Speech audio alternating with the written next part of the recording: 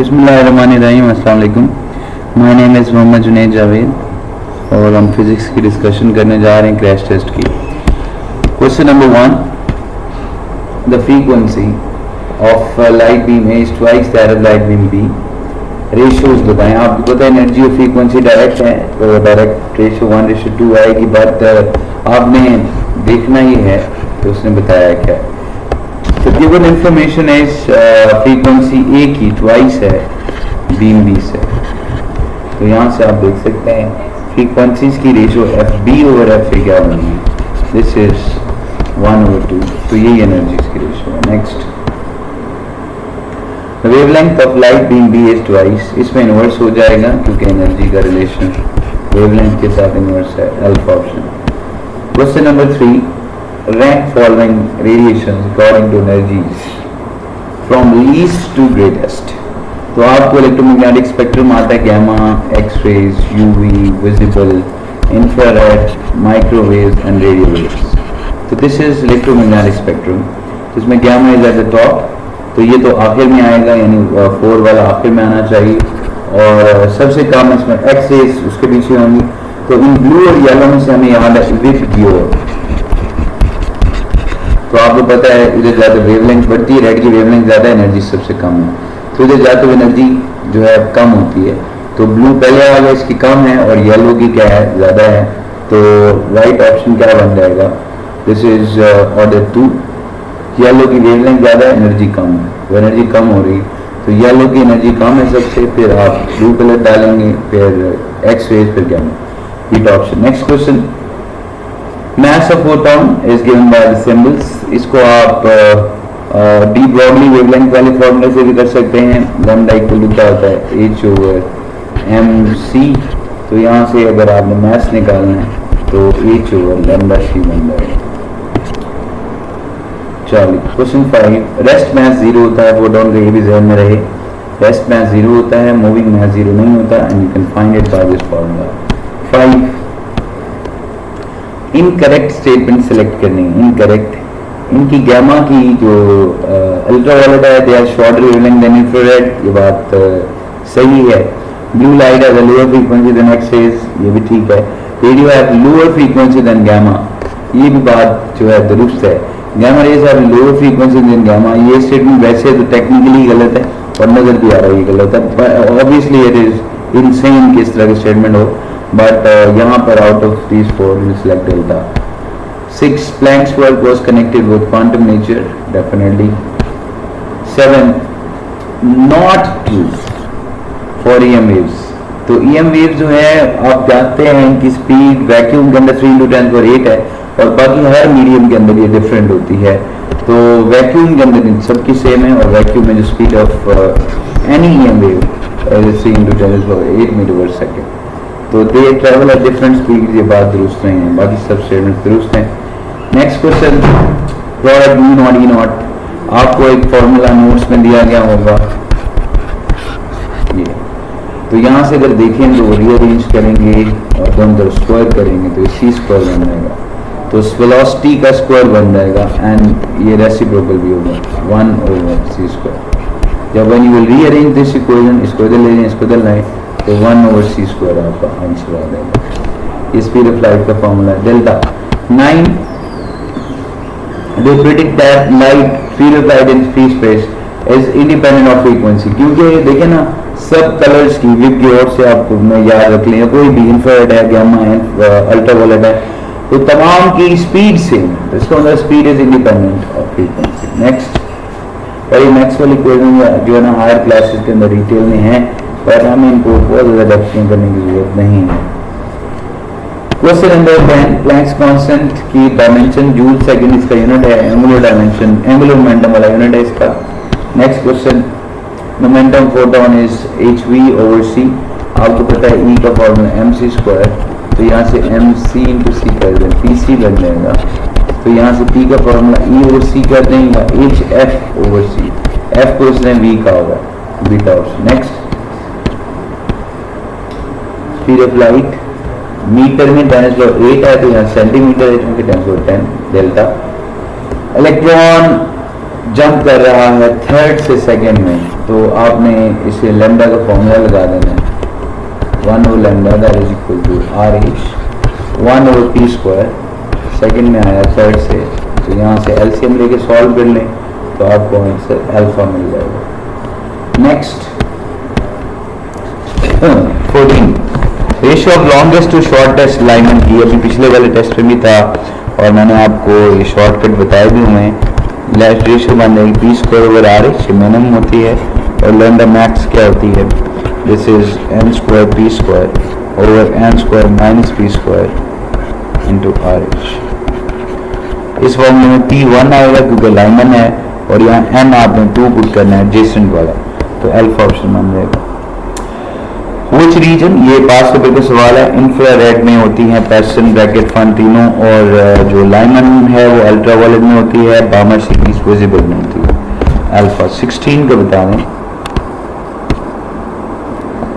With increasing quantum number, the energy difference between adjacent levels decreases. क्योंकि हम जैसे दूर जाते हैं डिफरेंस कम होता है, करीब आते हैं तो बढ़ता है। Beta 17 energy required to remove electron from 10th state, आपको एनर्जी का फॉर्मूला याद है, it is minus E not over N square, तो ई नॉट की वैल्यू इट इज 13.6 ओवर 10 का स्क्वायर कितना हो जाएगा 100, दिस इज माइनस 1.36, तो इतनी एनर्जी है इस शेल में, उसको रिमूव करने के लिए इतनी एनर्जी देनी पड़ेगी। This Charlie. Next question 18 ratio of binding energies of the hydrogen in the first and the second excited states. Excited state के जब लफ्ज आ रहे, फर्स्ट एक्साइटेड स्टेट के लिए N2, सेकंड एक्साइटेड स्टेट के लिए N3, तो इनकी रेशियो ले लें, एक बनेगी E0/4, दूसरी बनेगी E0/9, तो 9/4 बन जाएगा, E0 फटक जाएगा। Next question 19 ratio of kinetic energies and total in any shell, इसमें आपको नोट्स में फॉर्मूले मिले होंगे। काइनेटिक एनर्जी का फॉर्मूला होता है ke² ओवर 2rn, और जो टोटल एनर्जी है उसका फॉर्मूला आपको याद होगा, it is -k² over 2r, और पोटेंशियल एनर्जी का माइनस हाफ नहीं आता, बाकी सेम। तो आप इनकी रेशियो लेंगे सब कुछ कैंसिल हो जाएगा, सिर्फ -1 बच जाएगा, माइनस, तो वहाँ रेशियो -1 आंसर है। 20 ratio of potential and total, तो फिर इसमें पोटेंशियल का फॉर्मूला मैंने भी बताया कि आपने माइनस लगाना है, 2 नहीं लगाना, सिर्फ 2 नहीं होगा नीचे, बाकी सब कुछ सेम है। और टोटल का formula this is -k² over 2r, one you will take ratio, तो ये 2 ऊपर चला जाएगा, you will get answer Charlie. 21 Balmer series is important because क्योंकि इसके कलर्स नजर आते हैं, इसकी वेवलेंथ नजर आती हैं, it is in the visible range, तो it is Charlie. 22 the series limit for the Balmer series represents transition. Series limit कहते किसको है भाई, सीरीज लिमिट कहते हैं बामा सीरीज है, इसके लिए P2 होगा। सीरीज लिमिट का मतलब ये होता है कि आपने मैक्सिमम एनर्जी इमिट करवानी है, और मैक्सिमम एनर्जी का मतलब वेवलेंथ क्या होगी, मिनिमम, लैम्डा मिनिमम। तो बेसिकली जब भी आपको सीरीज लिमिट कहे तो you have to find out shortest wavelength, उसका वैसे हमें शॉर्टकट पता है, it is p² over rh, right. तो यहाँ पर हमें उसने वेवलेंथ नहीं पूछी थी, सिर्फ पूछा था कि ट्रांजिशन कहाँ से कहाँ होगी। सीरीज लिमिट फिर मैं बता रहा हूँ, मिनिमम को कहते हैं मिनिमम वेवलेंथ हो, और मिनिमम वेवलेंथ जब होगी इन्फिनिटी से वो 2 आएगा, एनर्जी मैक्सिमम होगी, वेवलेंथ मिनिमम होगी, तो beta. Next question electromagnetics two Lyman ultraviolet में मैं पहले बता चुका हूँ, मोस्ट एनर्जेटिक है ये। 25 according to Bohr line the fun series one electron jump from any higher orbit to 5 होता फन का। 25 आयनाइजेशन पोटेंशियल 13.6 है, आयनाइजेशन एनर्जी 13.6 इलेक्ट्रॉन वोल्ट है, पोटेंशियल 13.6 वोल्ट है। Energy required to remove electron from the second orbit of hydrogen. आप मुझे बताएं, मैंने आपको 5 वैल्यूज याद करने को कहा था, सेकंड में एनर्जी कितनी होती है 3.4, तो इसको निकालने के लिए देनी भी इतनी पड़ेगी 3.4, प्लस में आप लगा देंगे, और पोटेंशियल कहे तो 3.4 वोल्ट हो जाएगा, तो यहाँ पे अल्फा है। Bohr model it is beta, ये बोर मॉडल की आपने बेसिक्स पढ़ी हुई हैं तो आपको आना चाहिए। क्वेश्चन नंबर 27 Rydberg कांस्टेंट है, शॉर्टेस्ट वेवलेंथ बामर सीरीज है तो पी स्क्वायर और 4RH, तो पी जो है वो 2 का स्क्वायर क्या हो जाएगा 4। 28 एवरेज लाइफ, मीन लाइफ जिसे बोलते हैं, आपको मेरे नोट्स में मिल जाएंगी सारे शॉर्टकट्स। मीन लाइफ जो होती है it is 1.44 times the half life, और आप इसको रीअरेंज करें तो आप इसकी परसेंटेज भी बना सकते हैं। असल में जो हाफ लाइफ होती है that is almost 70% of half life. अगर हाफ लाइफ जो हाफ लाइफ अगर लेट सपोज 100 है तो मीन लाइफ अगर 100 है, बेसिकली यहाँ पे हाफ की बजाय से मीन लाइफ ज़्यादा होती है। अगर मीन लाइफ 100 है तो हाफ लाइफ 70 हो जाएगी। तो आप सिर्फ ये याद रख सकते हैं कि मीन लाइफ जो है वो हाफ लाइफ से 1.44 टाइम्स है, और मीन लाइफ का फॉर्मूला आपको नोट्स में मिल जाएगा, और ये सब कुछ वहाँ पे नोट्स में लिखा हुआ है। That is 1/λ alpha option. 9 greatest binding energy per nucleon, it is for iron is the most stable। Binding energy वाला टॉपिक नहीं है सिलेबस में, आप नॉलेज के तौर पे इसको याद रख सकते हैं। आयरन की बाइंडिंग एनर्जी पर न्यूक्लियन सबसे ज़्यादा है, and this is the most stable nucleus Charlie. Question number 30, original की कितनी ब्रेथ आएगी आफ्टर 5 हाफ लाइफ टाइम्स? तो 2 raised to power 5 is going to 1/32। आप इसकी परसेंटेज जब निकालेंगे तो इसको 100 से मल्टीप्लाई कर दें। तो ये आपको मैंने टेबल बनवाई है, नोट्स के आखिरी पेज पे मौजूद है, जो आपने नोट्स खरीदे थे, तो ये 3.3% बन जाएगी। 31 large collection of nuclei are undergoing alpha, rate of decay at any instance is proportional to. याद रखें, हमने law of radioactive decay पढ़ा था, उसमें हमने पढ़ा था कि लॉ ऑफ जो रेडियो डिके एटम्स होते हैं वो नंबर ऑफ इनिशियल एटम्स के डायरेक्ट होते हैं और टाइम के भी। तो जितना शुरू में एटम ज्यादा हैं उतने डिके भी ज्यादा होंगे, delta. Reciprocal of decay constant is mean life, अभी बताया था मीन लाइफ को टाउ से टॉर्क वाले सिंबल से रिप्रेजेंट किया था, this is reciprocal of lambda decay constant. इसकी वैल्यू जब पुट करेंगे तो ऑब्वियसली आप जानते हैं कि लैम्डा होता है 0.693/t, तो t ओवर 0.693 बन जाता है, और ये 1.44 आ जाता है। अभी हमने इसके बारे में बात की थी, तो राइट ऑप्शन है beta. 33 reciprocal of time during the number of atoms is reduced to 37% of an original value, it is radioactive decay constant। if you remember, time constant होता था, टाइम कांस्टेंट कैपेसिटर का time को constant में क्या कहते थे, 63% charge हो जाए, या अगर रिमेनिंग की बात करें तो 37%। तो यहाँ भी ऐसे ही है कि रेडियो एक्टिव डिके कांस्टेंट वो टाइम होता है जिसमें 63% डिके कर जाएं, और जो है ना बच कितने जाए, रिमेनिंग 37% हो।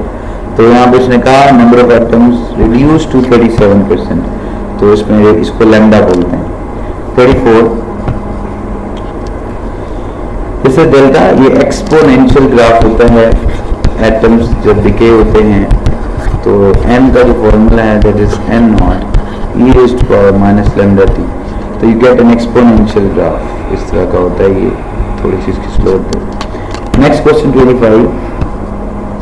35 when a radioactive decays a beta positive, तो न्यूट्रॉन टू प्रोटॉन, याद रखें अल्फा और बीटा पॉजिटिव जब ये इमिट होते हैं तो neutron to proton n/z ratio जो है वो बढ़ जाती है, और जब बीटा नेगेटिव निकलता है, बीटा नेगेटिव जब इमिट होता है तो n/z रेशियो जो है वो कम होगी। तो यहाँ पे बीटा पॉजिट्रॉन की बात है तो इंक्रीज हो जाएगी। नेक्स्ट क्वेश्चन 36, तो इसमें वो कहते हैं कि rank the samples according to their life shortest to longest.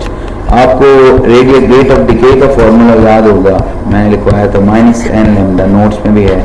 ये इसमें लैम्डा की जगह आप ऑब्वियसली 0.693/t पुट कर सकते हैं। तो रेट ऑफ डिके और हाफ लाइफ आपस में इनवर्सली प्रोपोर्शनल। तो रेट ऑफ डिके जिसकी ज्यादा है उसमें हाफ लाइफ कम होगा, और लॉन्गेस्ट हाफ लाइफ किसकी होगी, जिसका रेट ऑफ डिके सबसे कम है, तो 3 वाले का सबसे कम है तो इसकी रेट ऑफ डिके कम है, हाफ लाइफ ज्यादा होगी। और 2 वाला जो सबसे ज्यादा शार्प है, आप देख सकते हैं इसकी स्लोप सबसे ज्यादा है, तो इसकी रेट ऑफ डिके ज्यादा है, हाफ लाइफ कम होगी, फिर 1 की होगी, सबसे ज्यादा 3 की होगी। 37 क्वेश्चन जी, रिलेशन आपको बार बार बताया, नेचुरल लॉग 2 की वैल्यू 0.693, अभी बताता रहा हूँ लैम्डा जो होता है वो 0.693 ओवर हाफ लाइफ टाइम। इस 0.693 की जगह you can always right natural log 2। ये ln जो है दिस इज नेचुरल लॉग 2, ये आप मैट्रिक में बढ़ते रहे थे लॉग और नेचुरल लॉग, ये वहां से आया। नेक्स्ट क्वेश्चन जी 38, पॉसिबल यूनिट्स डिसइंटीग्रेशन कांस्टेंट के सेकंड इनवर्स होता है बड़ा unit per hour, per day, per year, per month, कुछ भी बन सकता है, वहां से डेल्टा। और 39, जब बीटा पार्टिकल निकालेगा पेरेंट डॉटर आइसोबार्स हैं, जब अल्फा डिग्री होता है, ये मैंने आपको नोट्स में बताया था, तो फिर क्या बन सकते हैं आइसोडायफर्स, जब बीटा निकलेगा तो आइसोबार्स। क्योंकि मास नंबर सेम होता है, एटॉमिक नंबर डिफरेंट होता है। और last question, graph between the number of atoms is exponential, अभी मैंने लास्ट क्वेश्चन में आपको एक्सप्लेन किया।